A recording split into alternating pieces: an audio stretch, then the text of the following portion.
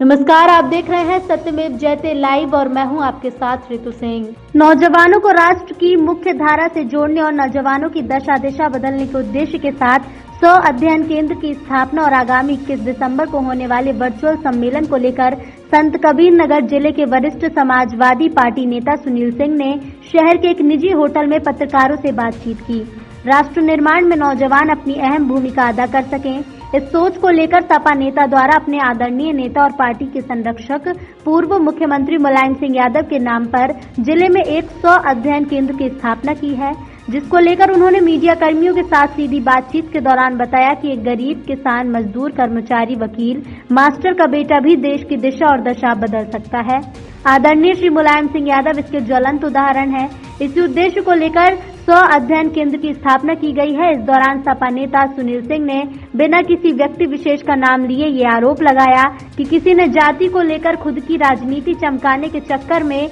युवाओं का भविष्य बिगाड़ा, तो किसी ने धर्म का लबादा ओढ़कर युवाओं को भ्रमित किया और उन युवाओं का भविष्य बिगाड़ खुद की राजनीति चमका ली है। सपा नेता सुनील सिंह ने हिंदुस्तान की आशा और उम्मीदों का केंद्र माननीय मुलायम सिंह यादव समाजवादी 100 अध्ययन केंद्र के बारे में कहा कि ये उनका एक छोटा सा प्रयास मात्र है, आगे चलकर वो जिले के लिए बहुत कुछ करेंगे। सपा नेता ने वर्चुअल सम्मेलन को लेकर कहा कि आने वाले 21 दिसंबर को पार्टी के राष्ट्रीय अध्यक्ष आदरणीय अखिलेश यादव से पार्टी के कार्यकर्ताओं और पदाधिकारियों से लाइव रूबरू होंगे। वर्चुअल सम्मेलन के जरिए वो पार्टी के कार्यकर्ताओं से लाइव बातचीत कर उनका हाल जानेंगे।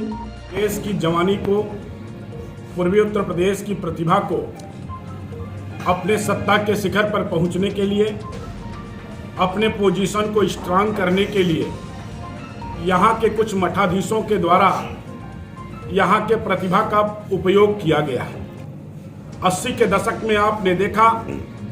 जिस तरह से क्षत्रित्व को खतरा दिखा करके, ब्राह्मणत्व को खतरा दिखा करके यहाँ के नौजवानों के हाथों में कट्टा पकड़ा करके यहाँ के प्रतिभा का, पूर्वी उत्तर प्रदेश के प्रतिभा का हनन किया गया, अपने लिए उपयोग किया गया। ऐसे समय में जब पूर्वी उत्तर प्रदेश के नौजवानों को सत्ता के शिखर पर पहुंचना चाहिए था, भारत की राजनीति में अपने नेतृत्व का, अपनी क्षमता का लोहा मनवाना चाहिए था, ऐसे समय में यहाँ के लोगों के हाथ में कट्टा पकड़ा दिया गया। 90 के दशक में जिस तरह से आर्टिफिशियल धर्म को खतरा बता करके कुछ मठाधीशों के द्वारा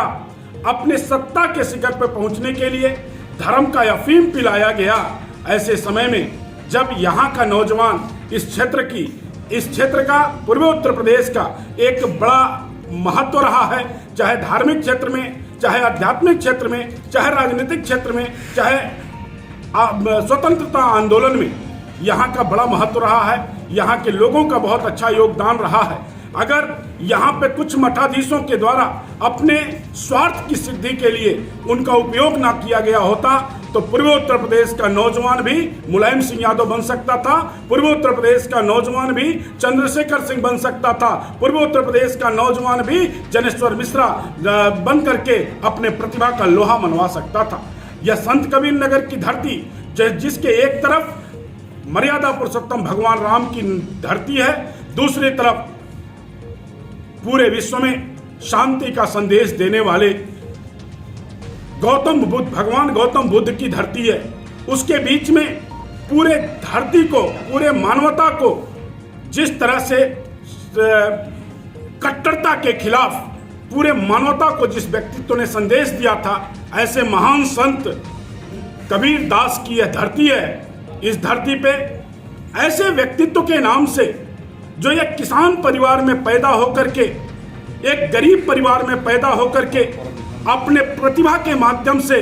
पूरे हिंदुस्तान में अपने राजनीति का कौशल का लोहा मनवाया, ऐसे आदरणीय मुलायम सिंह यादव जी के नाम से इस कबीर की धरती पर स्व अध्ययन केंद्र खोल करके एक छोटा सा प्रयास हम लोगों के द्वारा किया जा रहा है, समाजवादी पार्टी के द्वारा किया जा रहा है कि यहाँ की जवानी को,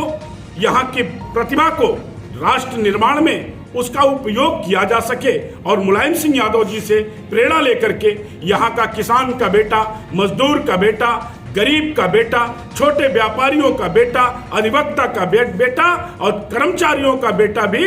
अपने प्रतिभा का